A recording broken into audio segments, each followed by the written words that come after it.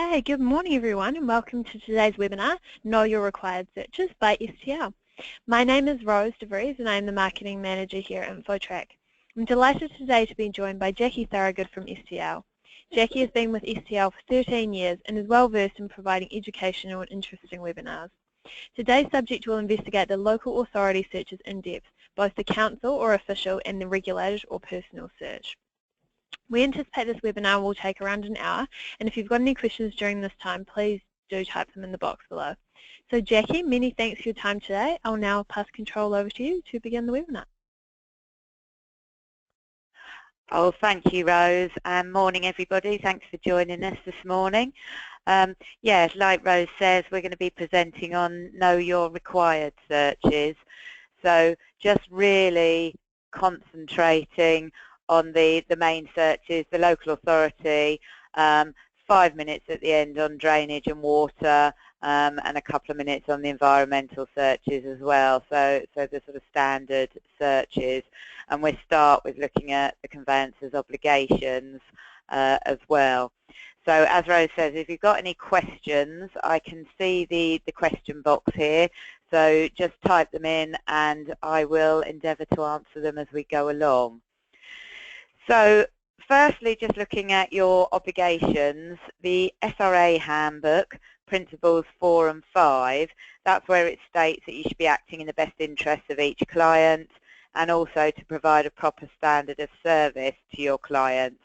So that's very much about taking into account the individual needs and circumstances of that particular client. If you're a licensed conveyancer, obviously it's the CLC handbook, and you've got principles 2 and 3 there, so very similar. 3.1 says it's each client's best interests are served. 3.2 is that clients should receive advice appropriate to their circumstances, so that it is very much delving into what they want to do with that property, what their expectations are. And 3.3 is that clients have the information they need to make an informed decision. So I guess it's about taking the emotion out of that purchase for the client and letting them make an informed choice. We've also got the CML handbook and BSA handbook, hopefully just coming up on the screen next. And that says that you should ensure all usual and necessary searches inquiries have been carried out. And any other searches which may be appropriate to that particular property. So that's really taking into account the geographical location and any other features. What it doesn't say is what usual and necessary searches actually are. So it isn't that specific, but we'll have a look at that. So as far as obviously you're acting for 2 clients. You've got your lender client and the buying client as well. So for the lender client, it's about good and marketable title. So they need that so that they can realise their interest at some stage in the future. And then for the buying client, it's very much about how they intend to use the property and the enjoyment of that property. Is there anything that's going to stand in their way? So, as I said, a buyer can be quite emotionally attached, as you know, to these things, and it's just you giving them the advice and the information to make that decision. So what do we normally determine as usual and required searches? Well, generally it's the ones that we're going to cover this morning, so the local authority, the drainage and water. Now the environment search isn't necessarily a required search, but on 90% of our transactions here, solicitors and licensed conveyancers do order the environment report. And also the locality dependent searches as well.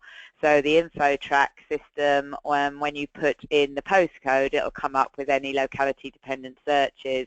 Now we've actually got a whole other CPD or webinar on the locality dependent searches that we're running next week if that's of interest. And then obviously you've got your inquiries potentially the survey and any company searches if that's necessary. So the optional searches, we normally say the environment report. Although they're not required, obviously there's still the Law Society warning card for contaminated lands that's been around for a number of years now.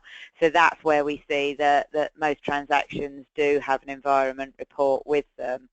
And actually Part 2 of the CML handbook includes the answer from each lender to the question, does the lender want to receive environmental or contaminated land reports? So the majority say no, but there are a few, I think Aviva, Coots, Manchester Building Society, that they say yes with some caveats. So it may be a risk to the lender's due diligence if there's not an environment report carried out. And both CML and the BSA handbooks require that any searches appropriate to the location are completed.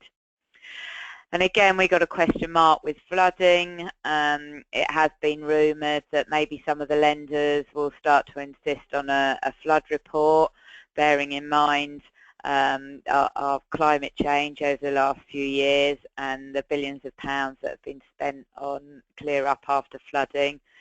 And again, planning, is that a question mark? If you're acting in the best interest of your client and talking to them about the enjoyment of the property, if they're retired to the coast to sit in their front room to look at that wonderful view, and suddenly there's a block of flats that go up in front, they're not going to be enjoying the property as they hoped.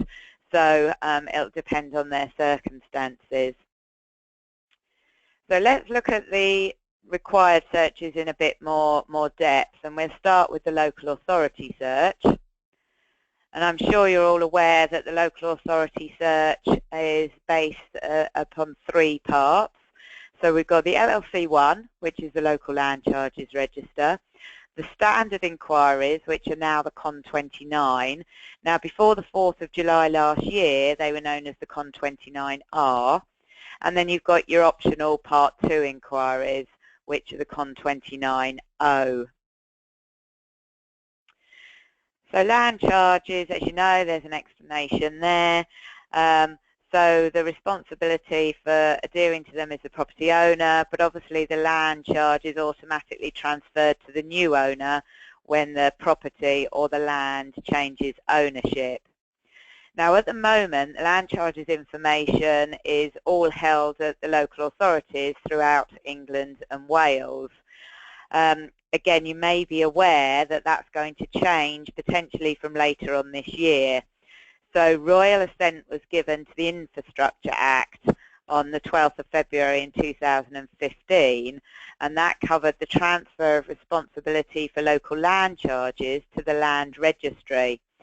So far, I think there's been about £190 million spent on that project, and there's going to be phased timing for the transfer of the records from each local authority.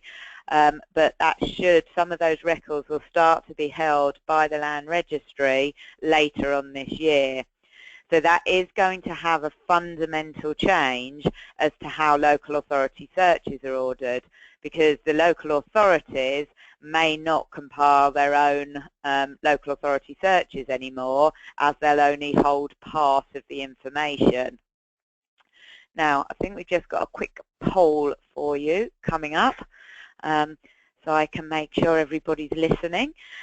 So the question is, the records from each local authority are starting to be transferred to the Land Registry. At the moment, how many local authorities are there in England and Wales? So if you can put your answers in there, we've got 375, 380 or 289.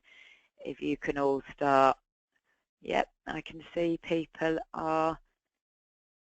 That's good. And we'll get the poll up on the screen.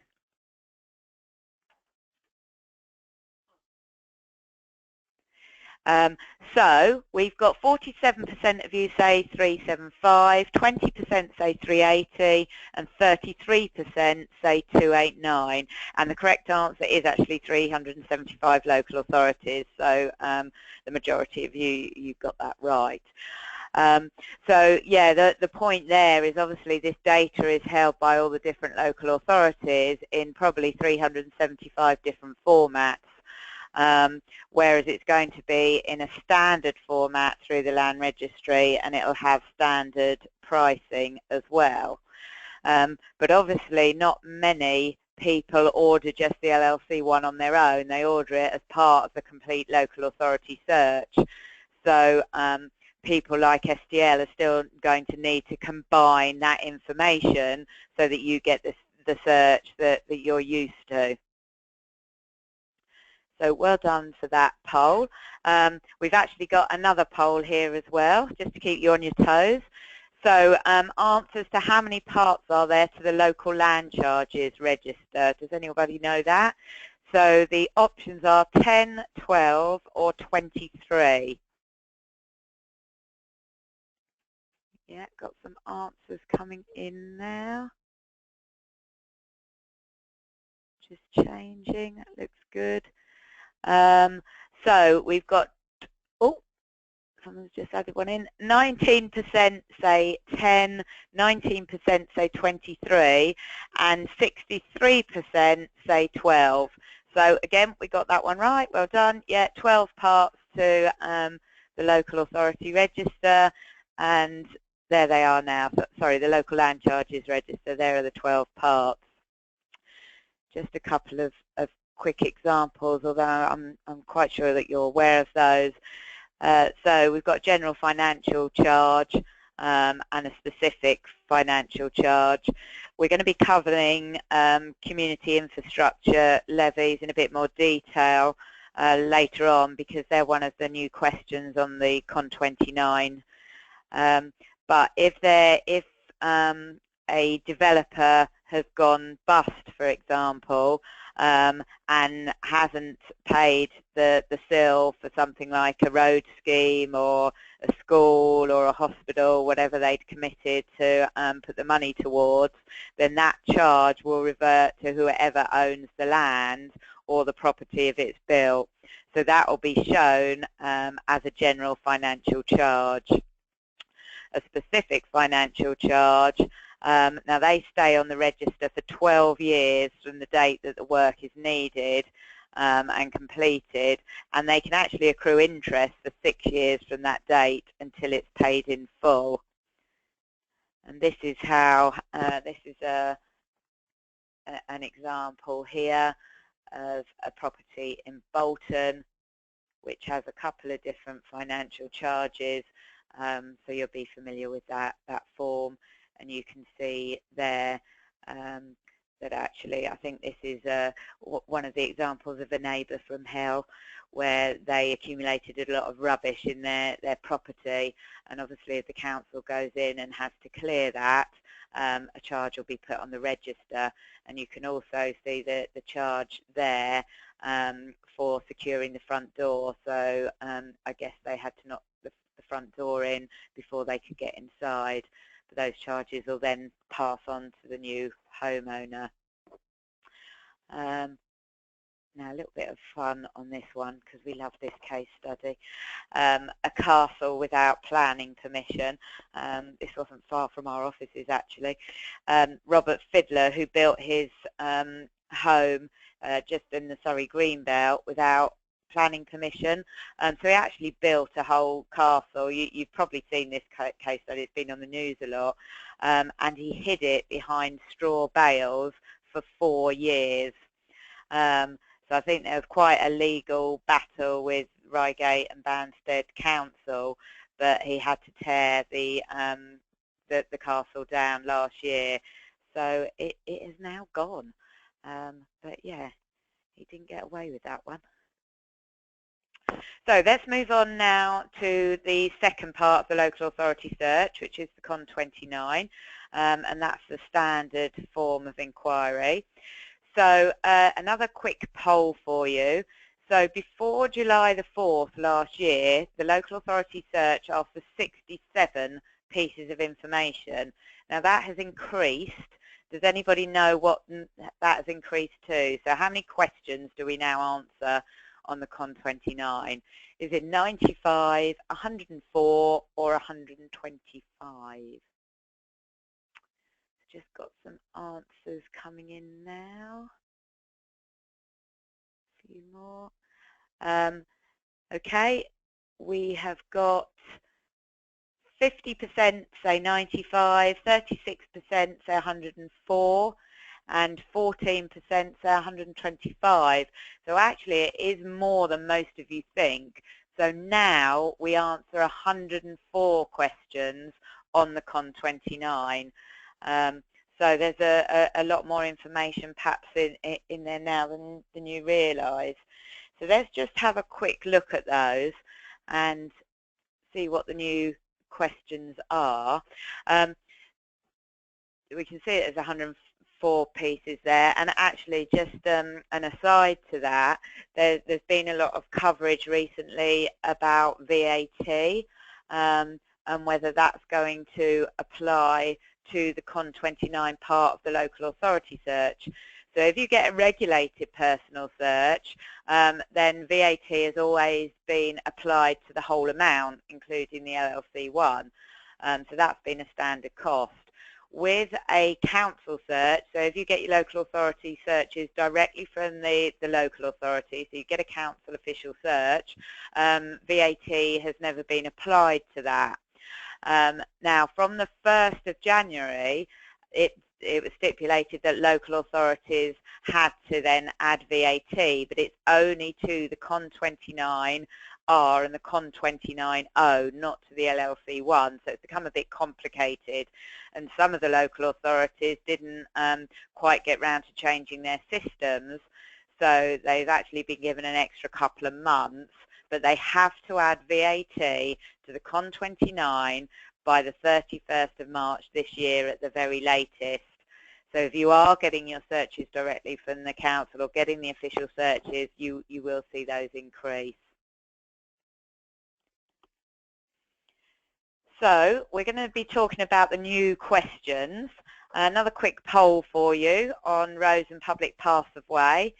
Is this section a standard inquiry or is it an optional inquiry?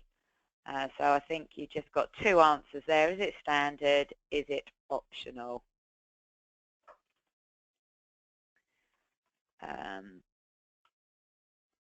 Yeah, got a few more answers. 89% of you have voted. So 76% say it's a standard inquiry and 24% say it's an optional inquiry. And by the way, I can't see who is saying what, so there'd be no naming and shaming here. So it is actually, that was one of the changes from July, and it is now a standard inquiry.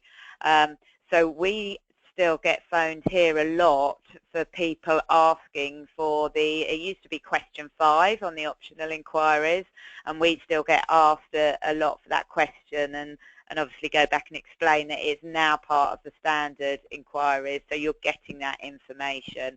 So that was one of the big changes. You've also got sustainable drainage systems that we'll cover. Flood and coastal erosion management, community infrastructure levies, and assets of community value. So we'll have a look at those in a bit more detail. It has been quite interesting because all this information that's supposed to be in the search, some of the local authorities have actually had difficulty in sourcing the new data to the new questions, particularly for SUDs, because that was something that DEFRA wanted to bring in, and there's actually no current legislation requiring local authorities to keep those records. So you will still see on some of the searches this wording, depending on whether it's an English or a Welsh local authority, about information not necessarily being available. but obviously that's something that they're working on, and we're trying to get separate data for. So let's just go back and look in a bit more detail about the new questions and the changes that came into force in July. So under 1.1 Planning and Building Regulations section, you've now got a lot of information about listed buildings. So F now asks for a certificate of lawfulness of proposed works for listed buildings, and that confirms that proposed works to a listed building doesn't need consent because they won't affect the character of the listed building. G is a heritage partnership agreement, and that's something that's between the owner of the listed building and the local planning authority, and that usually covers predictable and repetitive works carried out over time to preserve the special nature of that building. H is a listed building consent order, and that's a consent that comes from the Secretary of State and grants consent for works to alter or extend groups of listed buildings in various locations. So, for example, there's a pilot scheme at the moment with the Canal and River Trust, which is looking at the possibility of having a consent to cover works to the masonry of humpback bridges and the repair of all locks. And then lastly there, we've got a local listed building consent order, which allows works that normally require a series of consents to be dealt with by one consent. So none of those obviously cover demolition. Then we go on to other matters. Oh no, first of all, roads and public rights of way. So as I said, that used to be question 5. It's now a standard inquiry, and that was by far the most popular question on the previous Con 29.0, but it's now a standard question, and you can see the detail there. And then 3, other matters. This is where the sustainable and urban drainage systems come in. And as I say, DEFRA asked for the inclusion of this question, but the Law Society was concerned prior to it coming in because it is very difficult to answer. So that's where you're not getting the full answer. But what are SUDs? They're designed to drain surface water away from a property or site to local water courses in a natural, more sustainable way, rather than through the conventional network of pipes and sewers. So they slow down the surface water runoff and reduce the risk of flooding, particularly during the heavy rainfall. And they should also improve the water quality and reduce the risk of pollution that can happen when sewers are overwhelmed. So we've got some examples, hopefully on the next slide. There you go. So in the top left-hand corner, you've got the linear wetland. So there's gullies there to a larger wetland downstream. So it stores water and vegetation, which helps break down the pollution. You've got the wetland and retention ponds, which is an ecological amenity. They look great on some of the new developments. You've got swales there as well. And quite an interesting one is the permeable pavement. So that's where we're building more and more car parks, and we're paving over gardens to park cars, which reduces the ability for surface water to drain away. So obviously if you've got the permeable pavement, then it will drain through that, so that helps. And obviously our weather is more and more variable and more extreme. Warmer average temperatures, increased rainfall that can happen anywhere in the UK. So that's why these solutions are being put in place. So also under other matters, there's a change in wording on the nearby railway schemes. You can see there. And also the traffic schemes as well. So that changed to say within 200 metres of the boundary of the property. And you've also got outstanding notices the flood and coastal erosion risk management, which is an interesting one. So this is where the local authority or the Environment Agency may have given notice to the owner that intends to designate a structure or feature within the property boundary, which if that's changed or altered, it could create a flood or erosion risk. So if it is designated, obviously that structure can't be altered or removed or replaced without consent from the local authority or Environment Agency. So that's something that now needs to be checked. So we spoke briefly at the beginning about the community infrastructure levies, the CILs, and it's quite a detailed question. There's actually 13 answers to the question that you can see there. So, and that's the rest of them. I've got an example here as well. So this is a group of properties in London, in Croydon, 3- and 4-storey buildings with basement, and on the ground floor you can see there's retail units there. So the CIL levied on that development was 39,000, which was collected by Croydon Council and forwarded actually to the Mayor of London, and it went towards Crossrail. So obviously it can be decided how the money is going to be spent. Quite often it is on new roads, on new infrastructure, on schools, libraries, other community assets. But as we said at the beginning, if the developer then goes broke, the charge will be passed to the new land or property owner, and that will be shown as a financial charge in the local land charges section.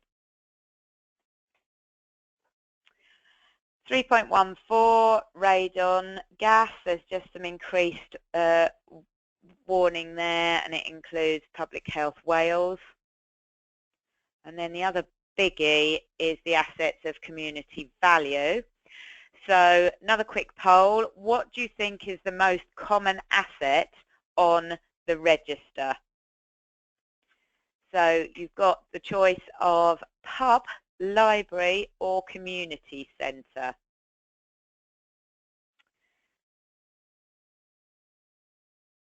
So just getting everybody voting now.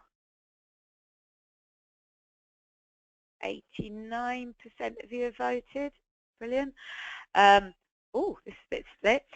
So we've got 29% say pub, 29% say library, and 41% say community centre. Well, actually, funnily enough, it is pub. So most of the community assets that have been registered have been pubs. We've got an example of that. I'm not quite sure what that says about us. So here are all the questions under 3.15.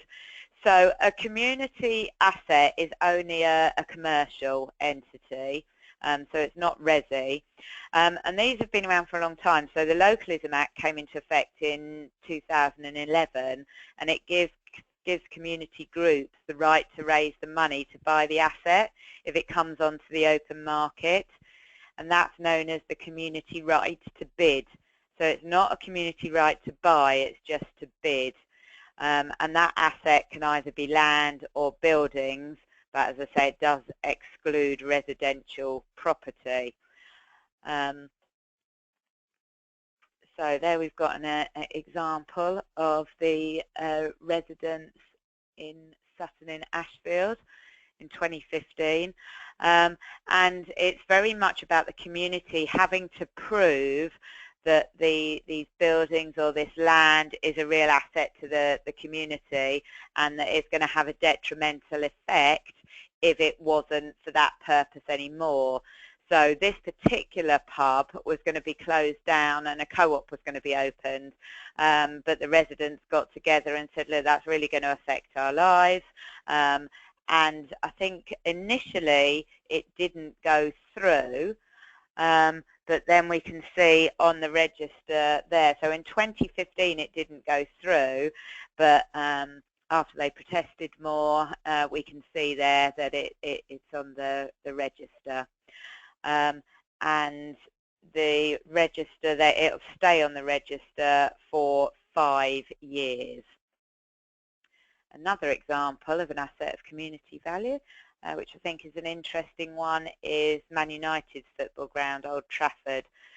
So that was listed, as you can see there, in 2013. So they're the main changes on the standard inquiries, the CON 29. Now we'll look at the optional inquiries, so the CON 29.0. And as I said, VAT on the council official searches will be applied at the latest by the 31st of March this year. So any additional inquiries that you make will have VAT added to them. So the main one that we've discussed is roads and byways, that is now on the standard inquiries. The second most popular question that we get asked is the common land search.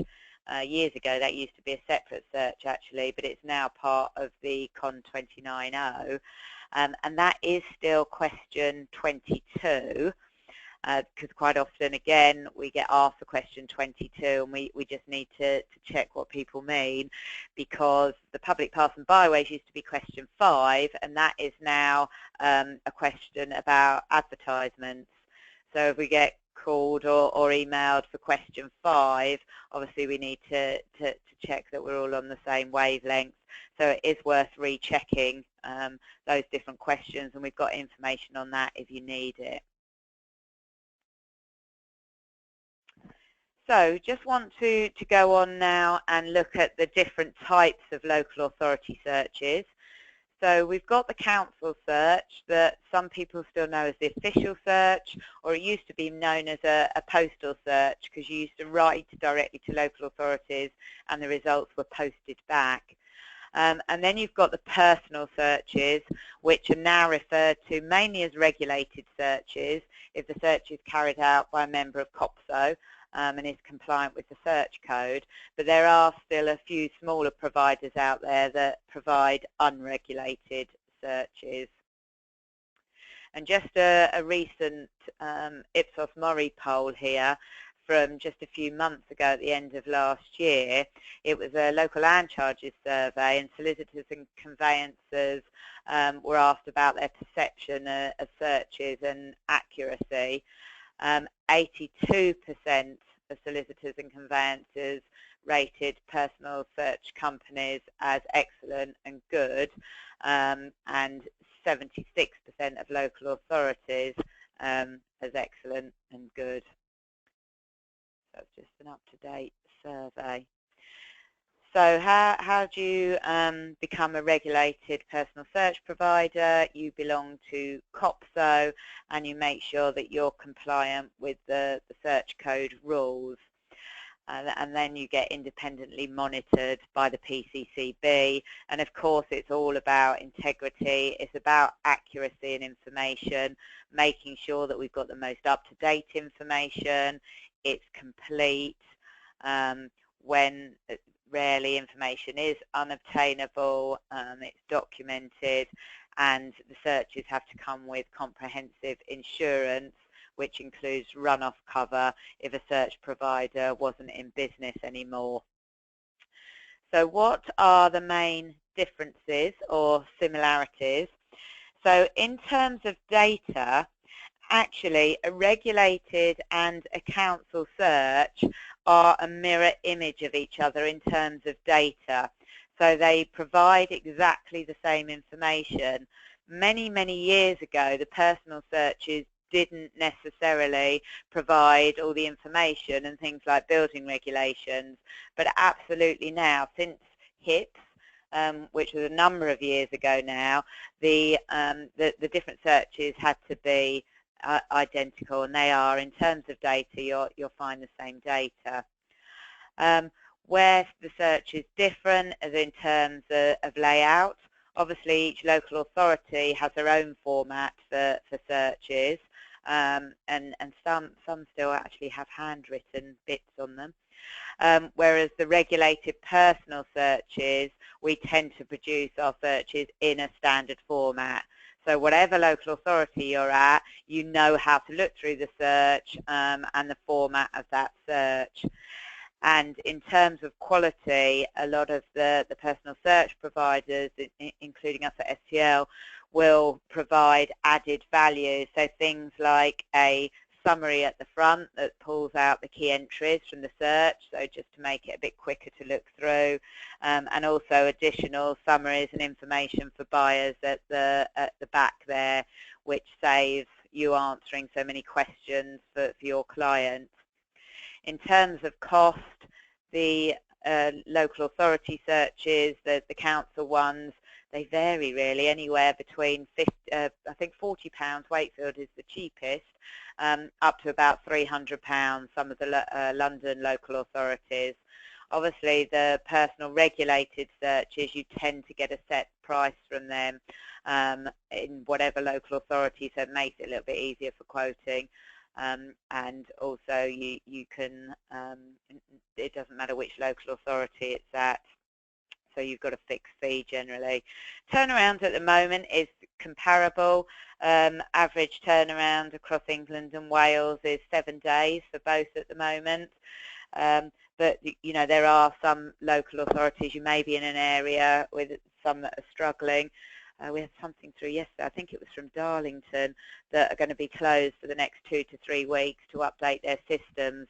So you do find that sometimes, especially if there's something like a VAT change, or back in July the turnarounds did slip because of all the IT changes for the new questions. And then you've got the insurance, which is a differential. So regulated search has to have a minimum of £2 million PI and run-off cover. We've actually got £10 million PI at STL and InfoTrack. So that's the differences, and that's just checking the small print on some of the local authorities that may say, this one's from East Hants District Council, that says any liability for negligence will extend to the person who raised the inquiries. So it's a bit of a get-out clause if they get anything wrong on the search. So just to make sure you're all still with me, we've got another poll coming up. So lenders accepting personal searches. What is the percentage of mortgage transactions where lenders accept regulated searches? So there's the poll there. Is it 85, 96 or 99%?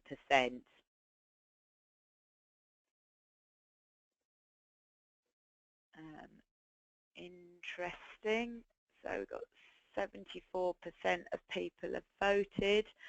So yeah, the majority of you are right. Oh, it's just changing again. 80% now. So 47% of you say that the answer is 99%, which is correct. So there's still a lot of you, so a quarter of you actually think that only 85% of transactions are accepted by lenders. So it's a lot higher than you think. Most of the main lenders now do accept the personal regulated searches, which again is a change because years ago that wasn't the case. But you can see there now that the large lenders, who make up about 81% of the market share, all accept them now. So do the medium, most of the smaller lenders. So there's just 16 small lenders, and that's less than 1% of market share. So that's why the answer is 99%. One of the last big lenders to come on board, which was HSBC, and they've changed their Part 2s now to state that personal searches should be carried out by firms registered under the search code.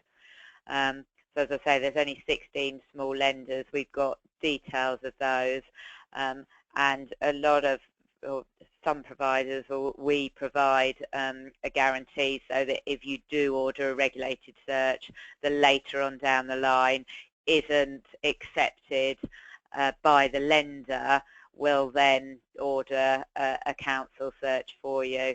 So that is something that InfoTrack will offer. So it's obviously your decision, the search provider selection. It's normally about value for money, cost, speed, the insurance, and obviously the quality of the reports as well. So those of you that get our reports through InfoTrack will recognise our front page there. And as you can see, there's an example that I spoke about earlier, which is the summary. You can see that the main entries from the search are then just brought forward to that front page, just highlighting what you need to know there.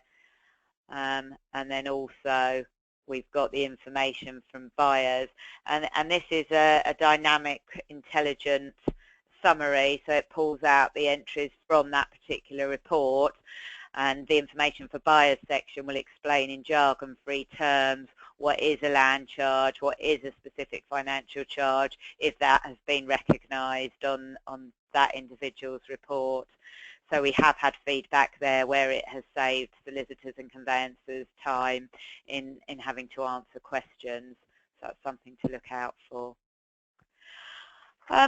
So hopefully that's given you an update and enough information about the local authority searches.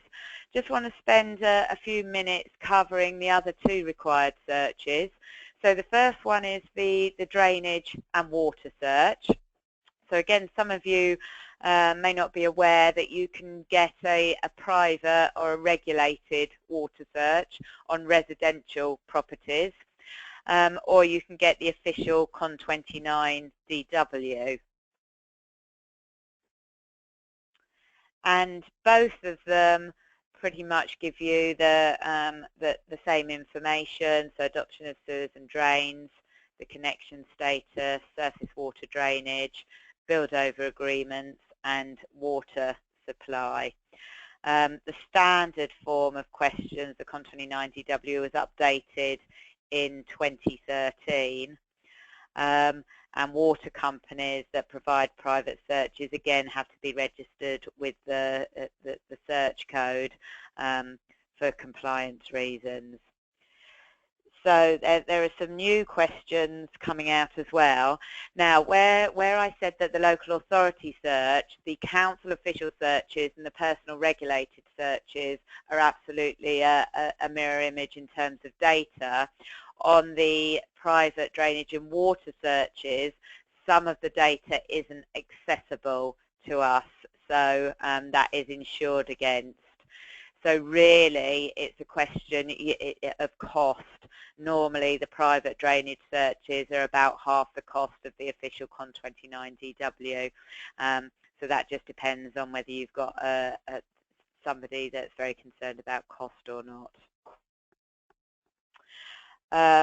Other questions that are answered are things like, is there a public sewer running through the property? Is the nearest public sewer over 30 metres away? Is there a cesspit? But generally, if you get a private search and you compare that with the TA6 and a copy of the water bill, that will give you all the information that you need. And that's an example of the drainage search there. So just moving on to the last search that we're going to cover in this particular CPD, which is the environment report. And as I mentioned earlier, there is a Law Society warning card, and you should be aware of the requirements of Part 2A of the Environmental Protection Act 1990. So it's not that you can provide clients with conclusive answers, but an environment report is obviously a way to give clients the information that they need, particularly on contaminated land. So originally, the environment reports, the certificate on the front just covered contaminated land, but now you'll find a lot of the reports have so much more information. There's lots of other environmental hazards. And the danger is that local authorities are supposed to maintain registers with contaminated land information, but really because of lack of funds they haven't reviewed all the properties, so it is a bit hit and miss as to whether you get any of this information on a local authority search. So another quick poll, I think this might be the last one. How many hectares of land do you think that the Environment Agency estimate is affected by industrial contamination?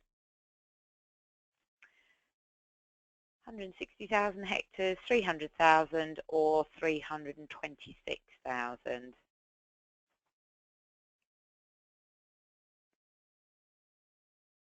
So got some answers coming in now. Yep, so, oh, 50-50 actually.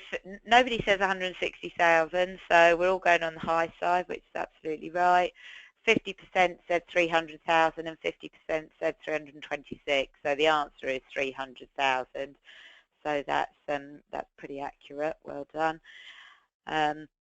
So yeah, there's that, and that's the environment. That's what the Environment Agency estimate.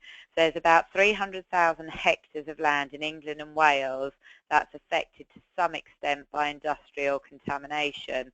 However, we work with a couple of different environment search providers, and one of those is Groundshaw.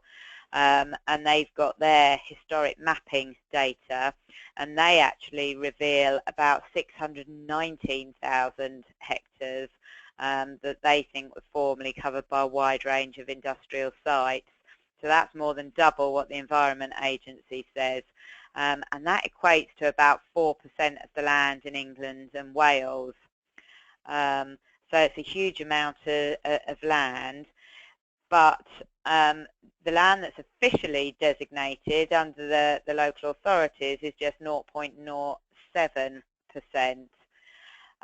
So 1,000 sites so far have been registered by local authorities under the Environmental Protection Act 1990, but there are estimated to be 33,500 sites which actually need remedial action.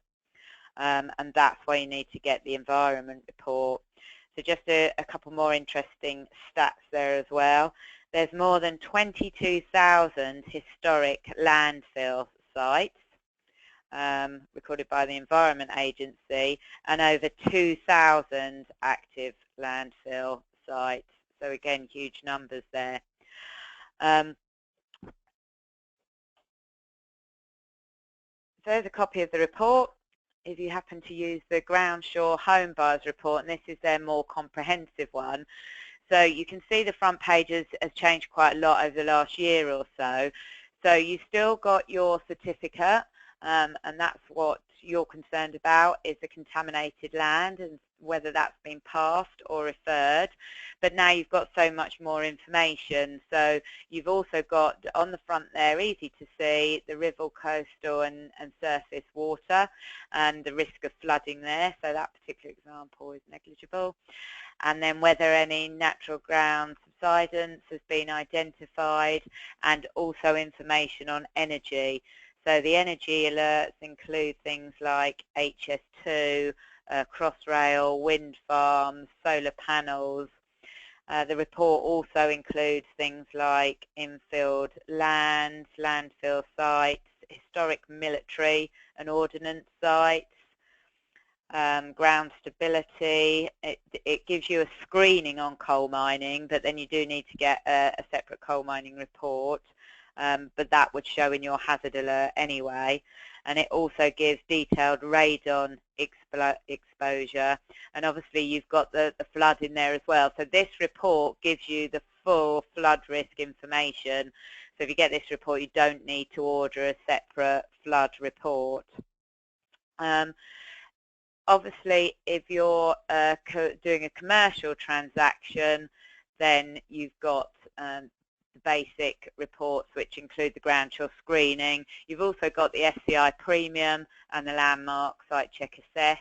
If you want a more in-depth report for environment, then it's Groundshaw review or the site solutions from Landmark. And there's also a separate agricultural report, but obviously we can help you identify which is the best report for a transaction if you're not sure. So the environment reports, we can do a separate, a whole hour CPD going through a lot more information on just the environment report if you're interested in that.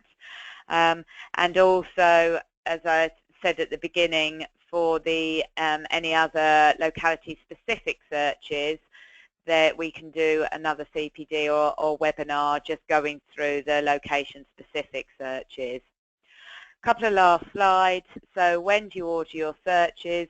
All searches should be ordered prior to exchange of contracts, and both the CML and BSA require that searches be less than 6 months old. Here's an example of the InfoTrack hazard alert screen. So you can see the red triangles there. Once you put in the postcode, the InfoTrack screen will show any recommended report based on that geographical location. And there's a copy of the summary that you'd get once you've ordered your searches there, and that comes with the turnaround time for the specific searches and the cost as well. So thank you very much for listening. If you did enjoy the webinar today, you might want to book on the location, so the locality-specific searches. We're holding a webinar on the 24th of January, so next week. Rose's details are up on the screen now, and she'll be in contact and can give you a link if you do want to register on that. So thanks so much for listening. If you've got any questions, then please feel free to type them in to the screen now. I'll be hanging on for the next 5 minutes or so, or go back to Rose with any questions. I'll just hand you back to Rose for a minute now. Thanks very much. Great, thanks Jackie, that was really informative as usual. Now if you're already using InfoTrack, we provide both the searches that are shown today and all the inclusions, and if you'd like either the official or the regulated added to your pack, then please let your account manager know. I'll send you through the slides today sometime, hopefully this morning, and if you require a certificate of attendance for your records, then let me know by return email. My address is up on the screen. There'll also be a short survey when you log out, and we do really appreciate your input here, as it does help us to define the future content and helps us kind of make sure that you're getting the most out of these webinars. So thank you for your time today and your feedback, and we look forward to welcoming you to our next webinar. Thanks.